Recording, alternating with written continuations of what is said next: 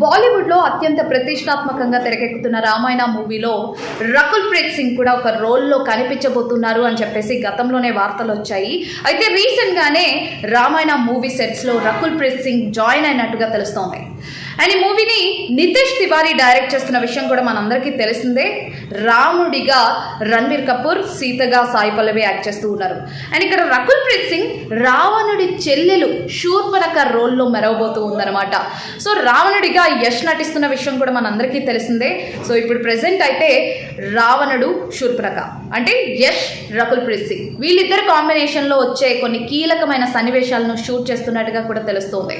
So ఈ movie ఒక part కాదు, 2 పార్ట్స్గా రిలీజ్ కాబోతోంది. ఫస్ట్ పార్ట్ వచ్చేసరికి ఈ ఇయర్ అంటే 2026 దీపావళికి రిలీజ్ కాబోతూ ఉండగా, సెకండ్ పార్ట్ వచ్చేసరికి 2027 దీపావళికి రిలీజ్ కాబోతున్నట్టుగా కూడా వాళ్ళు అనౌన్స్ చేశారు. మరి దీని గురించి మీ ఎక్స్పెక్టేషన్స్ ఏంటో వీడియో కింద కమెంట్ చేసేయండి.